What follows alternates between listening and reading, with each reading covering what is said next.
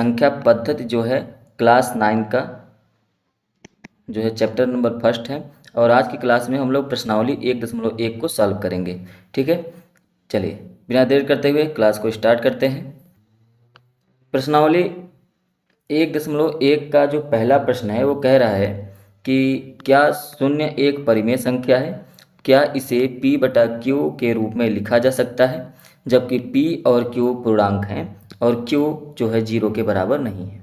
तो इसका जो उत्तर हुआ होगा हाँ बिल्कुल, जो 0 है उसको हम लोग एक परिमेय संख्या मान सकते हैं, क्योंकि किसी भी संख्या को परिमेय संख्या में लिखने के लिए p/q फॉर्म में लिखना पड़ता है। जहाँ पर यदि हम लोग पूर्ण संख्या देखें तो पूर्ण संख्या जो होता है वो 0 से स्टार्ट होता है, 0, 1, 2, 3, 4 इस तरीके से। तो यहाँ पर कहा जा रहा है कि q जो है वो 0 के बराबर नहीं है। मतलब यदि हम लोग p/q के फॉर्म में लिखें तो p को तो हम लोग 0 लिख सकते हैं, लेकिन q को आप 0 नहीं लिख सकते हैं, क्योंकि 0 के बराबर नहीं करने के लिए कहा है। तो आप 1 से स्टार्ट करिए, तो 0/1 लिख सकते हैं, इसी तरीके से 0/2 लिख सकते हैं, इसे 0/3 लिख सकते हैं। मतलब आप यहाँ पे देखेंगे तो p/q को 0 के बराबर लिख सकते हैं, क्योंकि इन सभी का मान क्या आएगा, 0 आएगा।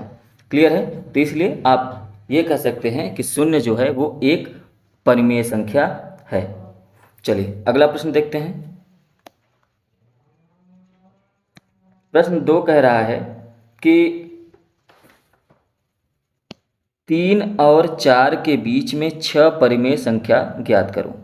3 और 4 के बीच में 6 परिमेय संख्या ज्ञात करना है। तो एक बात याद रखिए, जैसे 3 है तो 3 के बाद क्या आता है, तो कहेंगे 3.1 आता है। फिर क्या आता है, 3.2 आएगा, 3.3 आएगा, 3.4 आएगा, 3.5 आएगा।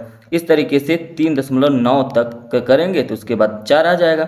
मतलब 3 और 4 के बीच में ये सभी के सभी क्या है, परिमेय संख्या है। रीजन क्या होता है, 3.1 जब आप लिखे हुए हैं, 3.1 जब आप लिखे हुए हैं तो इसका मतलब ये हो गया कि 3.1 को आप लिख सकते हैं 31/10, क्योंकि एक स्थान पे दशमलव है तो एक स्थान पे 0। 3.2 को लिख सकते हैं 32/10। 3.3 को आप लिख सकते हैं 33/10। 3.4 को आप लिख सकते हैं 34/10। अब आप देख रहे हैं ये सभी में p/q के फॉर्म में है, ये भी p/q, ये भी p/q, ये भी p/ जो है वो q है, तो सभी के सभी p/q के फॉर्म में है। इसका मतलब ये हो गया कि ये सभी 3 और 4 के बीच में यदि आप देखें तो 3.1 कितने चाहिए आपको, 6 चाहिए, तो 3.6 तक आप ले लीजिए। 3.1, 3.2, 3.3, 3.4, 3.5 और 3.6। तो 3 और 4 के बीच में 6 परिमेय संख्याएं आपको मिल गई। ठीक है, पहले आप 3 और 4 के बीच में परिमेय संख्या निकालनी है तो सीधे 3.1, 3.2, 3.3 इस तरीके से 3.9 तक लिखिए, और इसमें से आप कोई भी 6 संख्या ले सकते हैं। क्लियर है? चलिए आगे बढ़ते हैं। यहाँ पर देखिए क्वेश्चन नंबर 3 क्या कह रहा है। क्वेश्चन नंबर 3 कह रहा है 3/5 और 4/5 के बीच 5 परिमेय संख्याएं ज्ञात करो। 3/5 और 4/5 के बीच में है। अब ध्यान से देखिए, यदि आप 3/5 को भाग दे दें तो ये कितना आ जाएगा, तो कहेंगे 0.6 आएगा। इसी तरीके से इस 4/5 को भाग दे देंगे तो कितना आ जाएगा, 0.8 आ जाएगा। तो 0.6 को आप 0.60 भी लिख सकते हैं, 0.8 को 0.80 भी लिख सकते हैं। अब आप देखिए 0.60 के बाद क्या आएगा, कहेंगे 0.61 है ना, क्योंकि 60 है तो ये क्या हो जाएगा, फिर 61 हो जाएगा। क्या हो जाएगा, 61 हो जाएगा। और उसके बाद आप देखिए यहाँ पे 61 हो गया है तो क्या हो जाएगा, इसके बाद 62 हो जाएगा, फिर 0.63 63 हो जाएगा। इसी तरीके से आप लिखते हुए कहाँ पर चले आइए, 0.80 तक।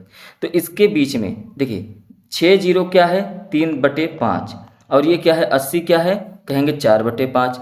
इस तरीके से 0.61 62 63 इसी तरीके से 0.79 तक सभी के सभी परिमेय संख्याएं हो जाएंगी, है ना। आप इसको 61/100 भी लिख सकते हैं। इस तरीके से p/q की फॉर्म में हो गया। अब यहाँ पर ये इसमें से कोई भी 5 परिमेय संख्याएं लिखनी है तो कोई भी 5 परिमेय संख्याएं आप ले लीजिए, आपका काम हो जाएगा। ठीक है, चलिए इसको यहाँ पर कैसे नोट करना है अपने कॉपी में उसको अच्छे से देख लेते हैं। सबसे पहले आप 5 और 4/5 के बीच में 5 परिमेय संख्या ज्ञात करनी है। तो 3/5 को आप क्या करेंगे, भाग दे दिए, 0.6 आ गया तो इसको आप 0.60 लिख सकते हैं। 4/5 को आपने भाग दिया तो 0.8 आ गया, तो इसको आप 0.80 लिख सकते हैं। अब आपको पता है कि 0.1 की जगह पे आप 0.6 की जगह पे आप क्या लिख सकते हैं, 0.61, 62, 63, इसी तरीके से 71, 72 आप कोई भी ले सकते हैं। आपको 5 ही लेनी है, तो इसी तरीके से 0.61 से लेकर 0.79 तक ये सभी में से कोई भी आप 5 ले सकते हैं। इसलिए यहाँ पे 61, 62, 63 लिखने के बाद 71, 72 लिखा हुआ है। तो इसमें ये नहीं देखना है कि 63 के बाद 71 कैसे आ गया, वो कोई भी उठाकर लिख दिया है। तो आप कुछ भी ले सकते हैं, आप जरूरी नहीं कि 0.64 नहीं ले सकते हैं, ये भी ले सकते हैं, 0.74 भी ले सकते हैं, कुछ भी ले सकते हैं। आपको 5 ही परिमेय संख्या लेनी है, ठीक है। चलिए अब नेक्स्ट क्वेश्चन आपका है, चौथा क्वेश्चन क्या कह रहा है, देखिए कह रहा है कि क्या निम्नलिखित कथन सत्य है, और अगर सत्य है तो कारण सहित आपको उत्तर बताना है। अब आप ध्यान से देखिए, कह रहा है पहला कि प्रत्येक प्राकृत संख्या एक पूर्ण संख्या होती है। तो पहले तो आपको पता होना चाहिए कि प्राकृत संख्या क्या होती है। अगर हम बात करें प्राकृत संख्या की तो आपको अच्छी तरीके से पता है, यहाँ पे मैं इसको लिख देता हूँ कि प्राकृत संख्या जो होता है, प्राकृत संख्या वो 1 से लेकर 1, 2, 3 कहाँ तक होगा, अनंत तक चला जाएगा।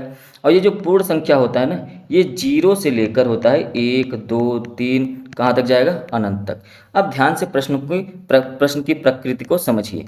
प्रश्न कह रहा है कि प्रत्येक प्राकृत संख्या, मतलब ये रही आपकी प्राकृत संख्या, क्या ये पूरी की पूरी प्राकृत संख्या एक पूर्ण संख्या होगी। तो देखिए ये प्राकृत संख्या बिल्कुल पूर्ण संख्या में है कि नहीं, 0 है, 0 पूर्ण संख्या है, लेकिन प्राकृत संख्या कहाँ से स्टार्ट हो रही है, 1, तो 0 के बाद तो 1 से भी तो स्टार्ट हो रही है पूर्ण संख्या, इसलिए ये जो है इसके अंदर निहित है। मतलब पहला जो कथन है वो सत्य है, सही है, ठीक। दूसरा देखिए, कह रहा है कि क्या प्रत्येक पूर्णांक, अब आपको समझ में आना चाहिए कि पूर्णांक क्या होता है, वो कहाँ से होता है। तो पूर्णांक आप कहेंगे 0, 0 के बाद 1, 2, 3, 4 ये कहाँ तक जाएगा, अनंत तक जाएगा। इसी तरीके से इधर -1, -2, -3, -4 और कहाँ तक जाएगा, अनंत तक जाएगा। तो ये होता है पूर्णांक। क्या कह रहा है, क्या प्रत्येक पूर्णांक जो यहाँ पे लिखा गया है ये सभी के सभी पूर्ण संख्या होती है। तो पूर्ण संख्या तो आपको अभी मैंने बताया कि पूर्ण संख्या तो 0 से स्टार्ट होता है और अनंत तक जाता है। अगर वो 0 से स्टार्ट होकर अनंत तक जा रहा है तो इसमें माइनस वाले ये सब तो नहीं आ रहे हैं पूर्ण संख्या में, मतलब प्रत्येक पूर्णांक, ये सब पूर्णांक तो पूर्ण संख्या नहीं है, मतलब प्रत्येक पूर्णांक पूर्ण संख्या नहीं हो सकती है, इसलिए ये क्या हो जाएगा, असत्य हो जाएगा, गलत हो जाएगा, ठीक। चलिए तीसरे को समझते हैं। तीसरा कह रहा है कि क्या प्रत्येक परिमेय संख्या एक पूर्ण संख्या होती है। प्रत्येक परिमेय संख्या एक पूर्ण संख्या होती है। तो प्रत्येक परिमेय संख्या का मतलब होता है P/Q। परिमेय संख्या का मतलब क्या होता है, P/Q। अगर P/Q है और जहाँ पर Q जो होता है वो 0 के बराबर नहीं होना चाहिए, तभी तो वो परिमेय संख्या होता है। कह रहा है कि क्या प्रत्येक परिमेय संख्या एक पूर्ण संख्या होगी। अब आप ध्यान से देखिए, यदि आप 4/5 लिख दे रहे हैं तो ये तो पूर्ण संख्या नहीं है, है ना। 5/2 लिख दीजिए, ये भी पूर्ण संख्या नहीं है, ठीक है, ना तो ये पूर्ण संख्या है ना तो ये पूर्ण संख्या है। लेकिन आप यदि 9/3 लिख दीजिए, 9/3 लिखने के बाद इसको काट दीजिए तो कितना आ जाएगा, 3 आ जाएगा, मतलब ये पूर्ण संख्या है। पूर्ण संख्या आपको कंप्लीट दिखाई देगा, 3, 4, 5, 0, 1, 2 इस तरीके से पूर्ण संख्या होती है, मतलब ये भी क्या है, असत्य है, ये भी गलत है आपका। क्लियर है, समझ में आया होगा। अब यहाँ पे इसका हल देखिए, हल में क्या क्या दिया है। पहला दिया है कि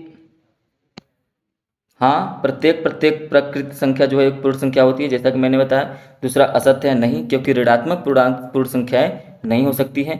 और तीसरा भी है नहीं, क्योंकि भिन्नात्मक संख्या जो परिमेय संख्या जैसे 5/8 हो गया, ये पूर्ण संख्याएं नहीं हो सकती क्योंकि ये दशमलव में आ जाएंगी। क्लियर है। तो ये रहा आपका प्रश्नावली 1.1। यदि आपको अच्छा लगा हो तो आप इसको लाइक कर सकते हैं, शेयर कर सकते हैं। नेक्स्ट क्लास में प्रश्नावली 1.2 को पढ़ेंगे। चलिए मिलेंगे नेक्स्ट क्लास में। Thank you, have a nice day.